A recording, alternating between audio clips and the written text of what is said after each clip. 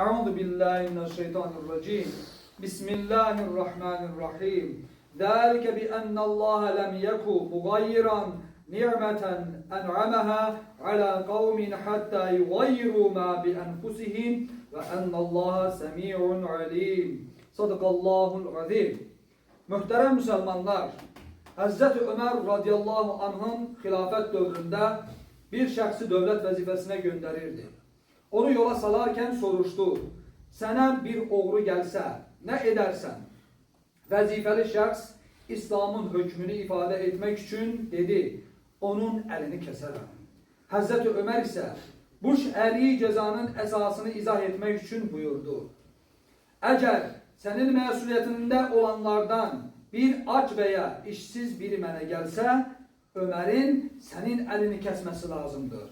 Çünkü Allah bizi kullarına vəzifəli, kullarını da bize emanetli kılmıştır. Ki onların aclığını doyuraq, çırpaqlarını geyirək, işsizlerine ise peşe öyrədək. Biz bu nimetleri onlara temin edebilsek, yalnız ondan sonra bu imkanların şükrünü eda edebilərik.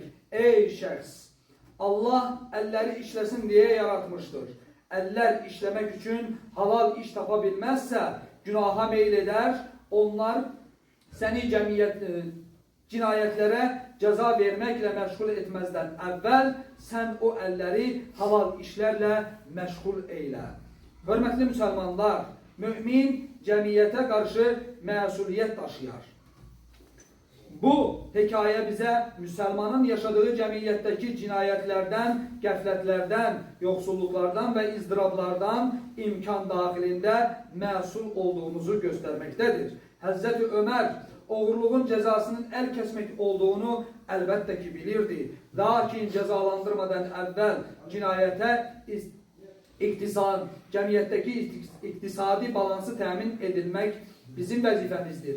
Vəzifəliler ve imkan sahipleri cemiyete karşı vəzifələrini yerine getirmelidirler.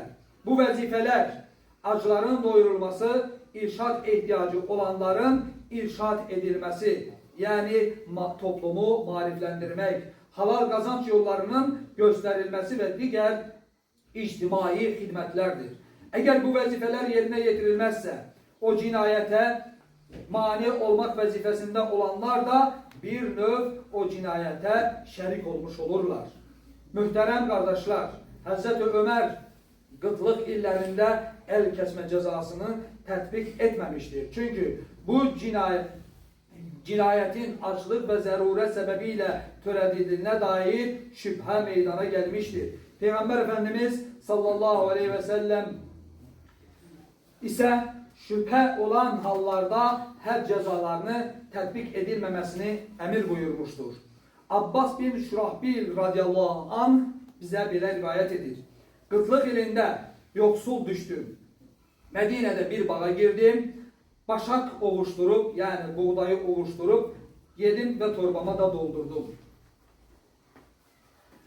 Bağ sahibi gelip beni tuttu, dövdü ve torbamı aldı. Resulullah sallallahu aleyhi ve sellem Efendimiz'e bu durumu gidip izah ettim. Resulullah sallallahu aleyhi ve sellem Efendimiz bağ sahibini çağırıp buyurdu. Cahil iken öğretmedin, aç iken de doyurmadın. Sonra torbamın qaytarılmasını emir buyurdu ve bana bir veya yarım besk, yani 60 veya 120 kilogram miktarında erzak verdi. Mühterem Müslümanlar, İki növ açlık vardır. Birincisi maddi açlık. Herkes gıdaya muhtaçtır. Kur'an-ı Kerim'de yemek yedirmek mevzusuna çok dokunulmuştur. Cehennem ehlinden soruşulduğunda sizi cehenneme sürükleyen hal nedir diye cevapları belə oldu. Biz yoksulu doyurmazdık. Manevi açlık ise cahillik, elimsizlik ve gaflet halıdır. Maddi açlığı doyurmak vazifemiz olduğu gibi manevi açlığı da aradan kaldırmak, irşad ihtiyacı olanlara yol göstermek, yardım etmek, onları doğru yola yöneltmek de bizim vazifelerimiz arasındadır. Ebu Hureyre radıyallahu anh belə rivayet edir. Kıyamet gününde bir şəxs tanımadığı birinin yakasına yapışar. şaşırmış halda soruşar. Məndən nə istəyirsən? Mən səni tanımıram. O şəxs cavab verər. Dünyadayken məni pis işlər üzərə görərdi. Amma məni xəbərdar etməz, o pisliklərdən də çəkindirməzdi. Hörmətli müsəlmanlar, bu vəzifəni yerinə yetirərkən kobud və sərt davranmamaq, şəfqətlə, təbliğ və mərhəmətlə irşad etmək lazımdır. Bu çətin yolda ayıbları örtmək, bağışlamaq çox mühümdür.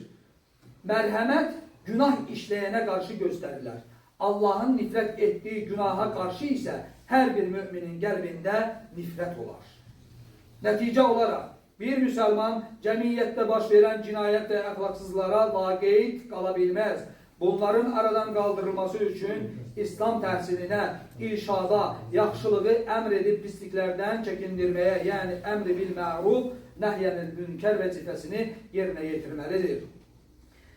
Xütbəmin əvvəlində oxuduğum ayət-i kərimə ilə xütbəmə son vermək istəyirəm. Bugün bu ona görədir ki, bir qövm özlərində olanı dəyişdirmədikcə Allah onlara verdiyi neməti dəyişən deyildir.